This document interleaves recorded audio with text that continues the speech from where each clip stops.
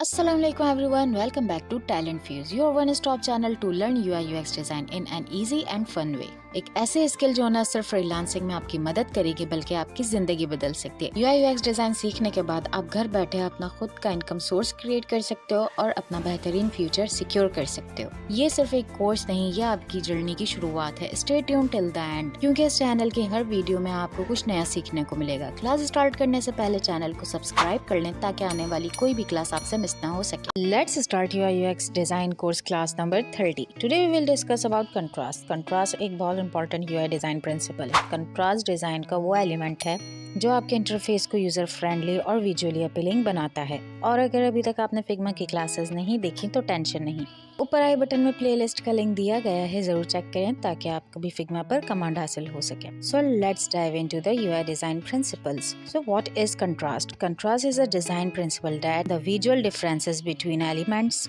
to make them stand out. It helps in improving readability, drawing attention to important components and creating a clear visual hierarchy. Contrast को colors, size, shapes और texture के जरिए achieve किया जा सकता है जो डिजाइन को more engaging और accessible बनाता है। चलें देखते हैं कैसे। Number 1, use of color contrast. Light और dark colors का use, for example white background के साथ black text readable होता है। Using the color contrast important elements को highlight किया जाता है जो text की readability को इम्प्रूव करता है। Number 2, size contrast. Mean different elements के डिफरेंट साइजेस। जो एलिमेंट ज्यादा इंपॉर्टेंट होता है उसका साइज लार्ज रखा जाता है और जो लेस इंपॉर्टेंट होता है उसका साइज स्मॉल रखा जाता है। फॉर एग्जाम्पल हेडिंग्स का साइज बड़ा रखा जाता है और बॉडी टेक्स्ट का size small. Same as CTA का साइज लार्ज होता है जो क्लिकेबल होता है, जो यूजर अटेंशन ग्रैब करता है। Number 3, shape contrast. शेप्स का यूज करके भी कंट्रास्ट क्रिएट होता है। अगर एक सेक्शन में रेक्टेंगल एलिमेंट है तो दूसरे सेक्शन में सर्कल